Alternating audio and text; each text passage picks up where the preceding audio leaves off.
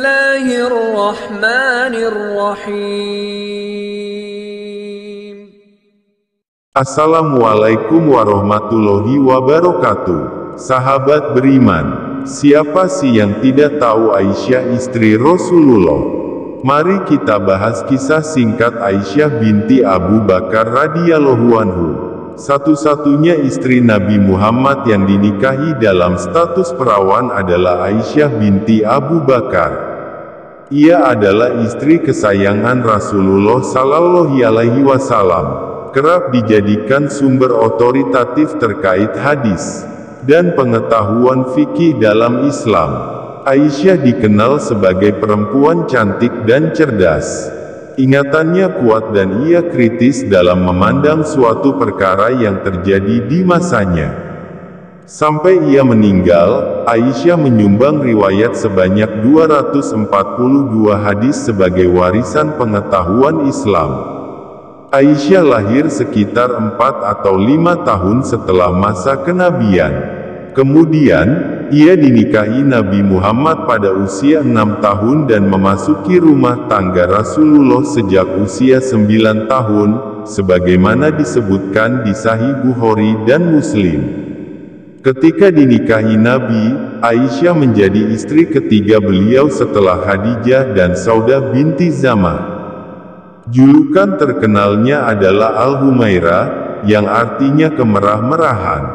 Dari julukan itu, Rasulullah menggambarkan bahwa kulit Aisyah putih dan pipinya kemerah-merahan. Selain fisiknya yang cantik, Aisyah juga cerdas menyerap pengetahuan. Karena itulah, sahabat Nabi Abu Musa al-Asy'ari menyatakan, "Tidaklah kami para sahabat Muhammad bingung dalam suatu hadis, niscaya kami bertanya kepada Aisyah, dan pasti kami dapati pengetahuan padanya tentang hal itu." Karena kecerdasan dan keistimewaan Aisyah itulah, Rasulullah menjadikannya sebagai sosok perempuan yang paling ia cintai dalam hidupnya. Hal ini tergambar dalam hadis yang diriwayatkan Amr bin Aish ketika bertanya pada Nabi Muhammad, "Wahai Rasulullah, siapakah manusia yang paling engkau cintai?" Beliau menjawab, "Aisyah." "Kalau dari kalangan laki-laki?" tanya Amr lagi. Rasulullah menjawab, "Ayahnya Abu Bakar." Hr. Bukhari dan Muslim. Dalam hal kekritisannya, Aisyah menyampaikan protes pada hadis diriwayatkan Abu Hurairah yang berbunyi, "Seorang perempuan masuk neraka karena ia membiarkan kucing betina kecil kehausan." Ketika mendengar riwayat itu, Aisyah berkomentar pada Abu Hurairah, "Apakah Allah akan menghukum seseorang karena seekor kucing?"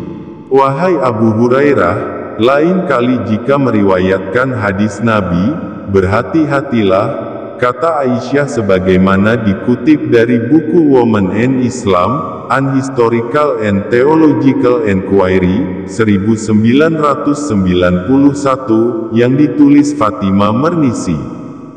Saking cerdasnya, bahkan sahabat-sahabat Nabi Shallallahu Alaihi Wasallam mengakui otoritas Aisyah dalam mengomentari pelbagai disiplin ilmu di masa itu.